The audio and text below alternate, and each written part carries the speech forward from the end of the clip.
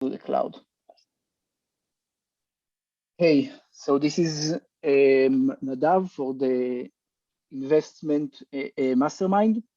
I will be speaking about a stock I am owning. The name of the stock is Delek Group. It's traded in the Tel Aviv Stock Exchange, and it's basically a producer of oil and gas, natural gas. So let's start with a disclaimer. This is not an investment advice. I'm not an investment advisor. Please do your own research. I will be sharing the way I look at natural deposit of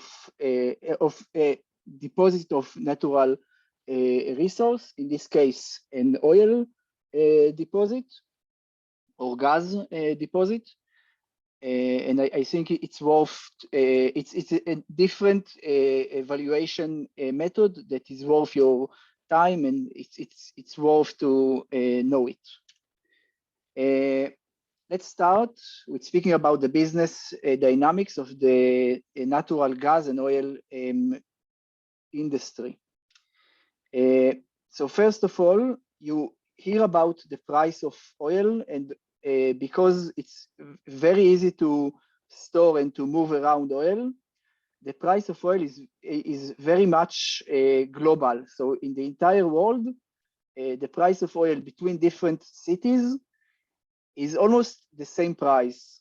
Okay, the price of oil, the price of gas is very, very local because it's difficult to store it and to move it around. Another thing is that most of the deposits have some amount of oil and some amount of gas, and they pump they both out and sell both of them from the same deposits. Most deposits are shared between a few owners. So a few different companies are the owners of some portions of the same oil well. And one of these companies will be the operator, and the rest of them will be partners. So the operator is the only one that is actually operating the well, and all of them are sharing in the revenues and in the investment between the different partners in the same well. And the operator takes some kind of fee to operate it. Most contracts are with the specific deposit. So all of the partners in the same deposit are doing the same contracts. So there is no much difference between the different partners in the same deposit. And some deposits have a royalty or a commission to one company or to the country that the oil was found in. Usually, when a prospector finds the oil and then sells parts of the deposit to different partners, they keep some of the royalty. So they negotiate a deal where, let's say, 10 or 5% of the sale price of the oil, the revenue goes to the as a royalty to the company that found it, and the rest of the money is splitted after expenses. The earnings is split between the different partners.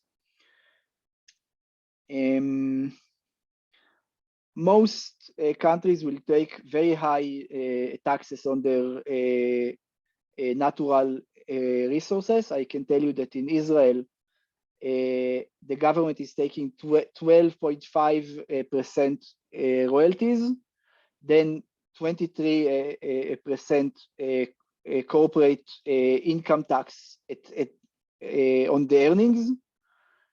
In addition, they of course pay tax on the salaries. There are some other taxes as well, like the fact that the government forces them to first sell to the local electric producers, electricity producers, at rates that are being determined beforehand, regardless of the spot price of gas or oil in the country. So essentially, they subsidize the electricity for the entire country. Yes. One more thing is that gas is a very, very clean energy. The only energy source that is cleaner is nuclear and solar and wind, but out of the fossil fuels, gas is the cleanest fossil fuel out there. Okay, so how do we value as a stock market investors an oil producer? The first thing we need to say is that there is a difference between a producer and a prospector. A producer is a company that has a deposit that is producing oil, and they pumping it out and selling it, oil or a gas. A prospector is a company that has bought or signed an agreement with a government that lets them prospect for oil or gas. Now, basically, investing in oil prospectors is like buying a bunch of lottery tickets, because they might find oil and become profitable, and they might not find it, and then your money will go down the drain. With valuing a producer, on the other hand, you're essentially buying a bunch of oil or a bunch of gas, like a huge pile of oil or gas or whatever. It's underground, and they pump it out at a certain rate. But you're essentially buying that amount of natural resource. Because of that, the PE, the price to earnings here, is meaningless, because they look at the bunch of resources that they have the right to. They look at the price that they paid for them, and in their books, they write the price that they invested in prospecting, in buying a partnership with from somebody else, or like drilling the well or whatever, and that is their asset, okay? The amount of money that they invested. Now, every month, every year, they pull some of it out and they sell it, and they need to say how much of the natural resource they used up, and based off that, they depreciate or reduce the value of the pile of the amount of resource that they still have underground. Okay, because of that, PE doesn't mean anything. We care about the cash flow, and we care about the amount, the discounted cash flow value of all of their assets, but we don't care about the PE here.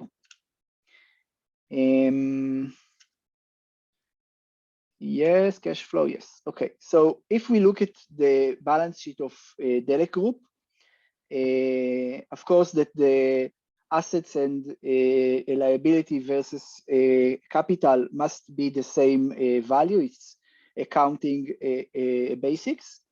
If we look at it, we can see, I assume that you see my mouse, we see a lot of, like on the asset side, we see about 20 billion shekels worth of gas and oil assets. And on the other side, we see a little bit of capital, the yellow part here, and a lot of debt, okay? We should keep that in mind because we need to see what is the value that we think that the assets are worth versus the debt, okay? And if, let's say, inflation will reduce the value of the debt, or actually the debt will stay the same, but the value of the assets will go up, it could, the fact that the company is leveraged maybe 5-1 or something is very good for us, okay? Let's speak about what Delek Group is actually, what they have. So the first thing that they have is 54% stake in a company called New Med Energy, which is a gas producer in Israel and is publicly traded, which is good because we will use their value as like the public market value of New Med Energy as a part of the valuation here. The second thing that they hold is a full stake of Ithaca. Ithaca is an oil and gas producer in the North Sea, in the South Sea. The South Sea, I didn't know it, but it's north of Germany and the Netherlands. I assume it's south of the North Pole. But no, yeah. This is called the North Sea. Maybe I'm confusing north and south, but I kind of remember it was the South Sea. Anyway, yes, sorry. They hold a bit of real estate and some stocks in other company. It doesn't matter in my eyes. They have a lot of debt, as we saw. Their market cap is 10 billion shekels, and the total debt for that company, regardless of the depth of the, okay, what we saw earlier is the depth of their the company and their subsidiaries, okay? The Delek themselves have only 5 billion shekels of debt. Both New Med Energy and Ithaca have more debt. Okay, let's talk about what is New Med Energy. New Med Energy, they have 45% stake in Leviathan, which is the largest gas deposit in Israel, currently producing about 10 billion cubic meters. It's a unit of volume of gas.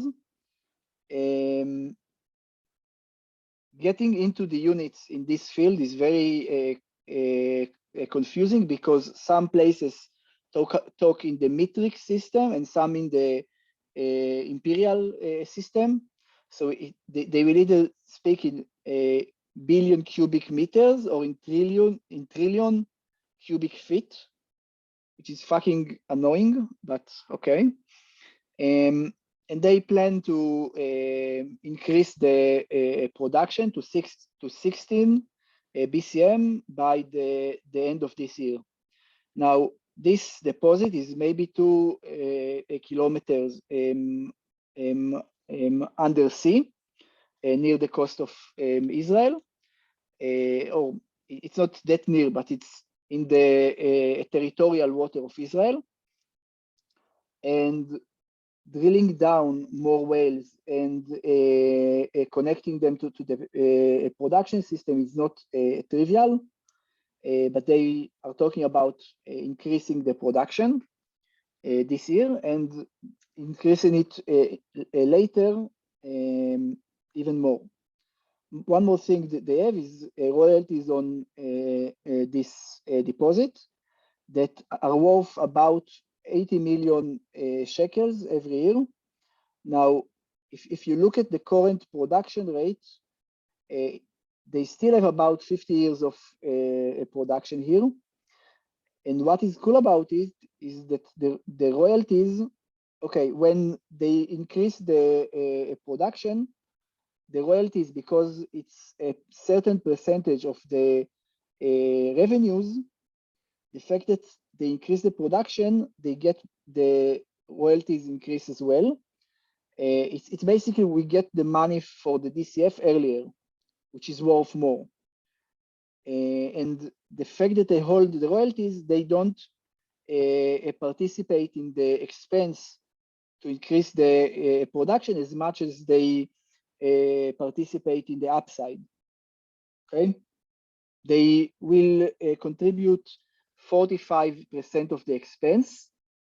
They will get 45% of the earnings, but they will also get some revenue, some royalties increase.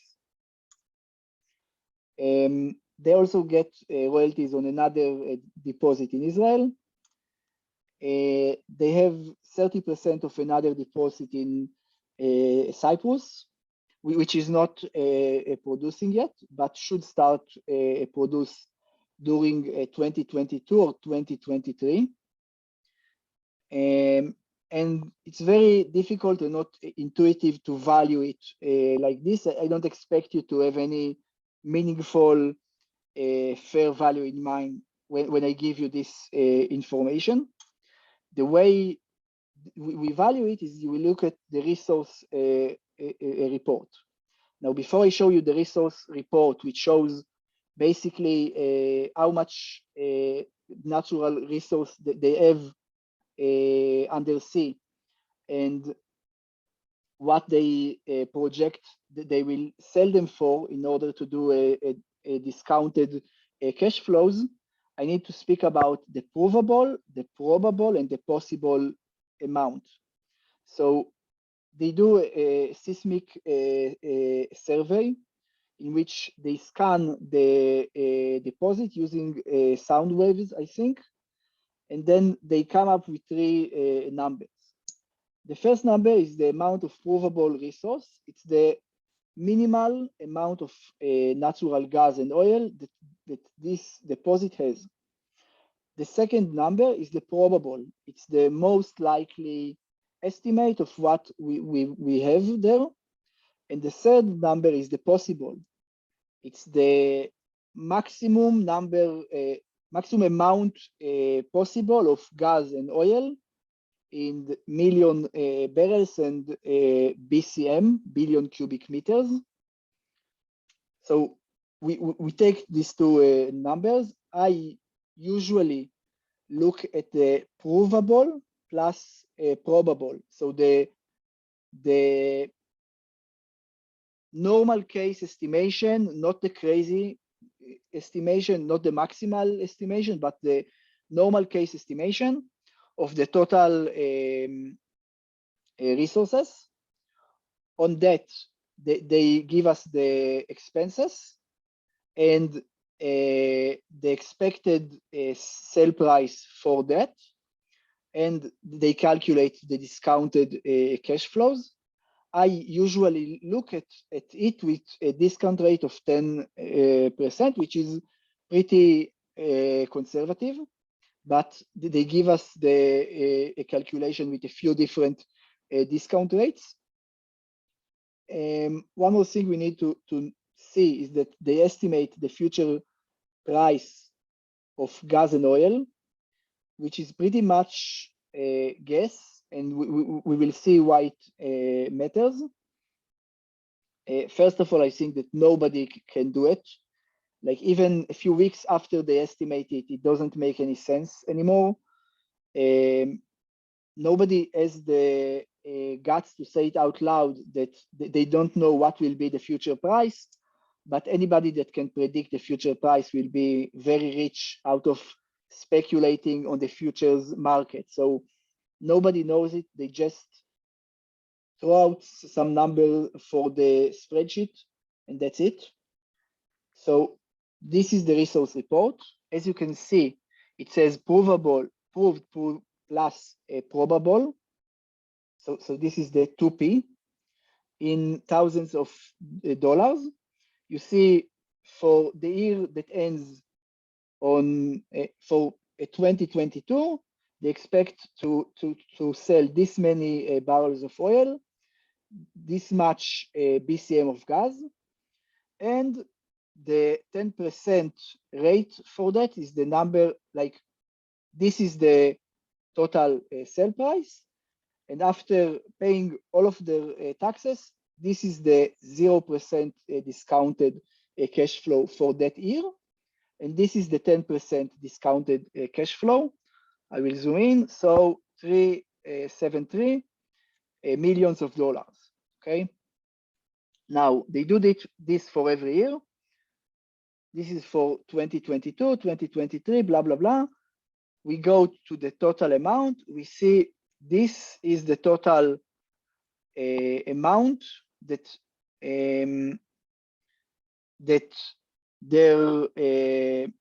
that they are expecting to make from this deposit over the next 42 years. Okay, if you look at the year, it's 2064. Okay, so $4.3 billion is the total DCF value of everything that they are planning to sell. Now, what is interesting about it? Oh, okay, they have $2.2 billion of liabilities. And what is interesting about it is that if we take their DCF number for 10% and assume an oil prices which they use in their DCF 76 to 86 over the years, we get this value. But it's very easy to see that if we use like the current prices of oil and assume that the price has the same chance to go up or down, this figure of 4.3 doesn't make any sense. It should be much, much more. And one more interesting thing is that if we assume that their 7.3, that their 10% discount rate makes sense, and we buy the stock and nothing will happen, we still get 10% on our money. Okay, if the assets and liabilities are the same, and we use the 10% discount rate, so we basically get 10% on our money, which is not that bad in the current macro environment. But I'm saying that we have two or three places where this calculation is not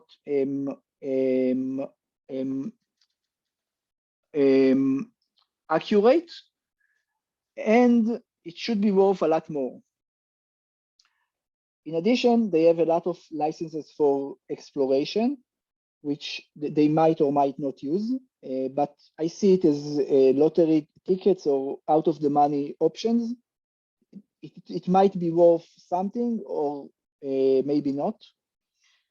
One more thing about the company is that inflation is very good for it because the debt is not adjusted with the consumer price index, while the price of oil, I assume that inflation will increase the price of oil and gas. And the current market cap of this company is $3.6 billion. Okay. It also has the royalties, the Aphrodite, and the higher oil prices. So if I look at the company right now and assume that nothing good will happen here, so we will actually see the oil prices of $76 to $86 per barrel in the next 40 years, and we use a 10% discount rate, and none of the explorations will strike oil. The current price makes sense, okay? Sorry, it makes sense if we just use 7.5% discount rate. Now, I don't know what should be the fair value, but I know that what is a cheap value, or which of the positive things that I will speak about soon can or will happen. But at the current price, we don't take into account any of the positive things that might that are probable that will happen here. Okay, I will speak about Ithaca a bit, and then I will go over to the bonus points, or where the upside is in NewMed Energy. Ithaca, as I said, they produce gas and oil near the coast of Britain. If you look at the same DCF value, we see $3.6 billion, a 10% discount rate, again, using very low prices for the oil. They also have $3.6 billion of debt and liabilities. They are an operator in some of their gas and oil fields. It means that they are big enough and have enough experience to be an operator. It's not trivial. And recently, a few companies has approached them in order to be bought by them, because they are large enough and are operating some of the fields. Again, if we look at the DCF value, we see the revenues, and we see the total. We see the total DCF value of $3.6 billion. What we should keep in mind here is that in this case, all of their fields will stop producing in 2037, and most of the money is in the next 5 years. And the fact that they are using oil prices that are very high, very low for the long term might make sense. But if they use very low prices in the short term, it doesn't make sense, because we know what is the current price of oil. Like this year, 2022, we are almost at the middle of it. This is what the revenue will be, this number, assuming an oil price of $73 per barrel. But we know the current price is much larger. It's something like 110 or something like that. So we should increase these four numbers, the first four numbers, by about 40%, because the price of oil is much larger now. But the expenses are relatively constant, and because of that, this DCF calculation is like the minimal possible value. It's not the real value that we expect to see here. Yes. Now, a few bonus points about both of the companies. If we look at NewMed Energy, the fact that they are expecting to increase their production from 10 to 16 BCM, units of gas, means that instead of taking that revenue and spreading it over the next 50 years, we'll get the revenue much sooner. or some of the revenue much sooner. Because of that, the total DCF value grows by 60% once that change is taking place. Okay, I did the spreadsheet math, and I'm telling you that the total DCF value grows by 60% once this takes place. Another interesting thing is, okay, we said that we are using 10% on the DCF. I mentioned it before, but the royalties, okay, all of the partners in the deposit will be paying for that capacity increase, but only Delek will get only NewMed will get more of the royalties, okay? Because the royalties are a percent of the revenue. And because they will get these royalties sooner, it's also worth a lot of money. They also plan another production upgrade from 16 to 22 BCM annually. This will happen sometimes in the future. Yes, we said the royalties from another deposit. Ithaca has bought 2 smaller oil deposits during the COVID times. They are currently waiting for regulatory approvals to close the deal. But assuming that these 2 deals will take place, they are increasing their revenues and DCF even further. The name of the smaller companies that they bought are Sikar and Murabani. Sikar has $3 billion of losses for tax, which is very good if you don't like paying taxes.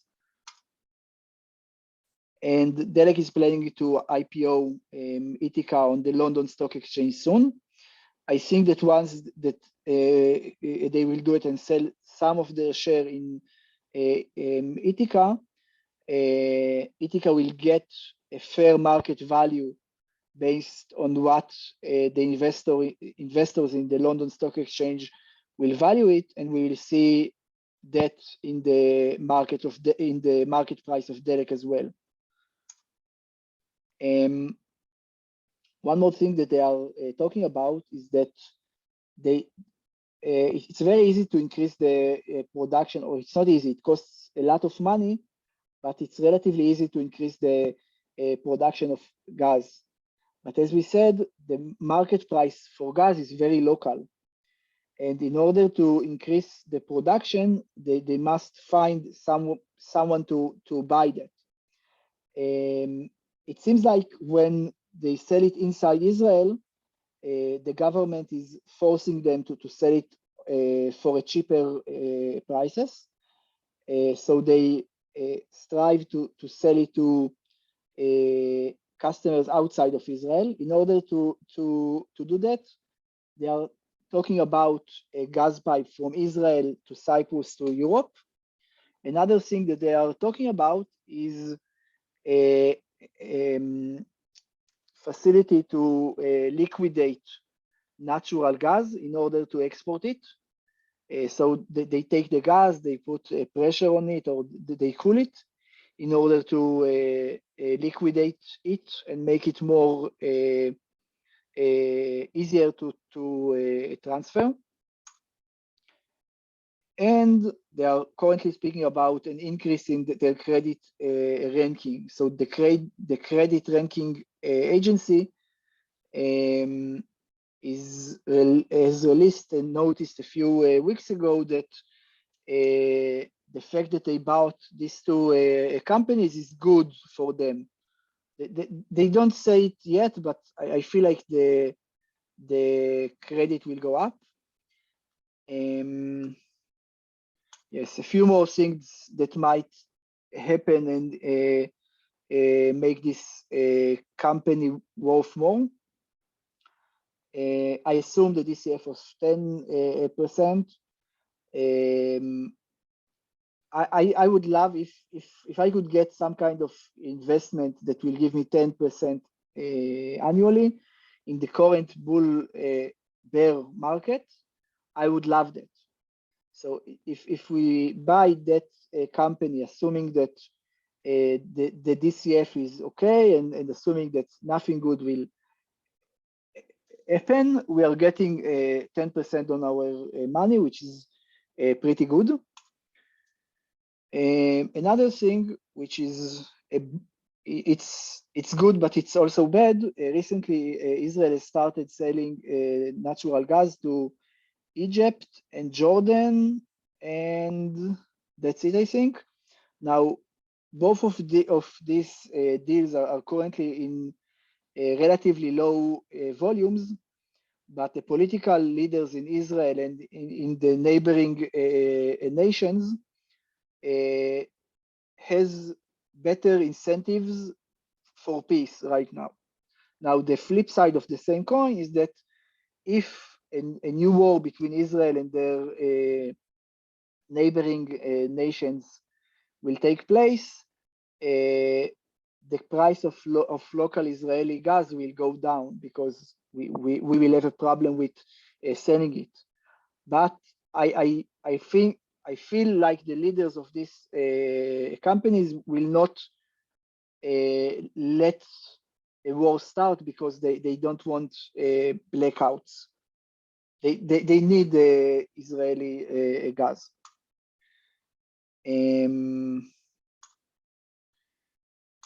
Yes.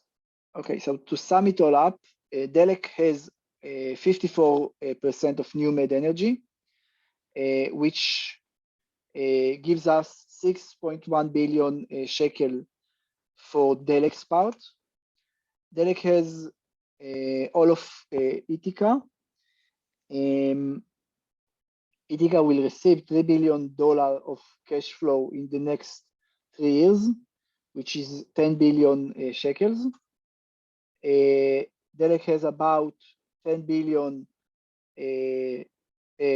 net worth and another 5 billion of debt. So if we do a back of the envelope calculation, I feel like the company is almost fairly valued for the worst case scenario. If nothing good will take place, the company is fairly valued, but it has a lot of upside potential. Let's talk a bit about the risk factors. So since the beginning of 2022, the stock of this company is up a lot. I feel like a lot of day traders and dumb money has bought in. I saw on the news by accident a short segment about the stock market, and they spoke about the best performing stocks, and people assume that a stock that is going up will continue go up, so they buy the stocks that are going up. At least the dumb money is doing that.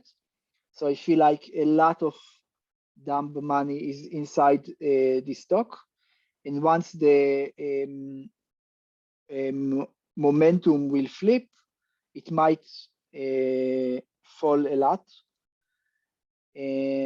Another point is that oil is not has a bad reputation, and it could lead to lower valuations. The geopolitical risks I spoke about in the previous slide. And to sum it all up, I feel like in the short term, everything is possible. It might be up, it might be down. I cannot tell that. But on the long term, I feel like it's a very good investment, especially in the current environment. And that's it.